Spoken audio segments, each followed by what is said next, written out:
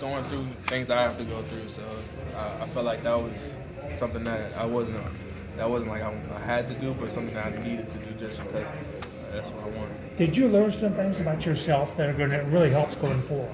Just about different things about maybe or things about the game that you maybe wouldn't have had a chance to learn had you not been sitting out.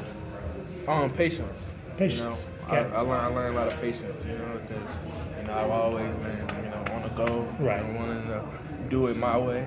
But once you get an injury like that, it sits you down. And so you can't do shit. So I had to make sure that I did my best to stay patient and trust the trainers and trust my coaches. But it takes time to get better. I assume that's frustrating at times, right? Oh, 100%. Yeah. Because you feel a certain way that you want, and you might not be there yet. So it can be a very frustrating process. I keep God first, and He's God especially helped me get through it all. Were you ahead of the curve in terms of healing? Were you know, I mean, I would always say I'm ahead of the curve, but Okay. my trainers always tell me, you're right where you need to be. So Okay. I wouldn't start doing too much. So it's really thanks to those guys. Are you in the rest of your body you could work on?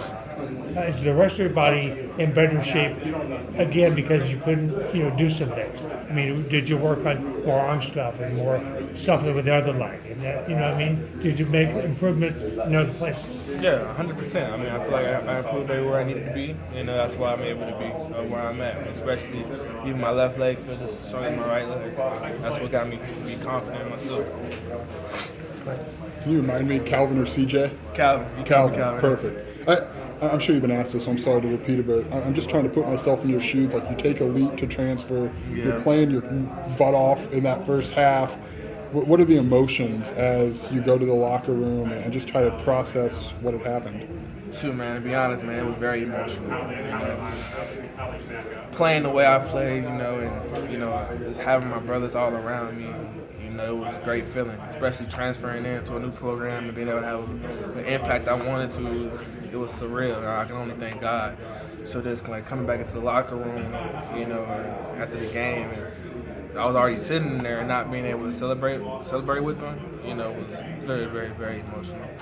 Had you been through anything that could prepare? Like, it just seems like that's one of those things that's really hard to prepare for how you handle it. Like, how did you get through figuring out how to handle that? 100%. I've never been through anything like that. I never had a long-term injury. So when it happened, it was definitely something that it was an adjustment. But I have great parents.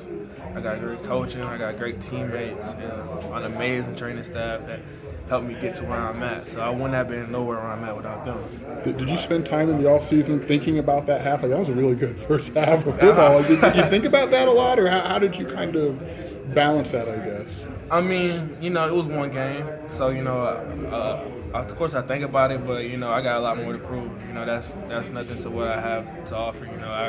What I want to do is not going to be one game. I want to be day in, day out in practice and in the game. So it's far, far, far from the story, far from over. What did a normal day look like as you rehabbed this? I mean, I'm assuming you're in here really early. Like, what did that look like? I was in here real early, and until they made me leave. So I was in here with Tank as much as I can.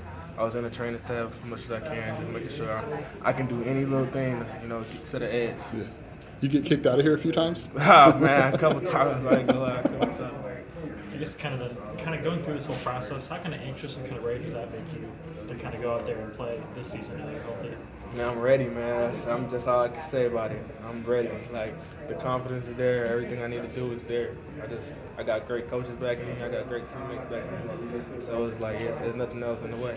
What kind of emotions did you feel? I mean, obviously you didn't play a whole lot, and to say that's the reason you came here, and to play a great half and to not be able to keep it going, how hard was that for you? I mean, I played a good bit over there, but the reason I came was the impact that I wanted to have. So when I came and I was able to have an impact, a significant one as well, but only it being in the first half, of course it was emotional, but I feel like the battle was made for me. There's nothing else I could do about it. Just how to attack it. What did you learn from Jake? I mean, Jake was a guy who we know his voice mattered a lot in that locker room. As he's gone and there's kind of a turnover a little bit in that room, what would you learn from him, if anything, about maybe absorbing a role like that? You know, like I was saying earlier, you know, about Jake. Jake's a great guy. You know, he the way that I feel like he handles adversity.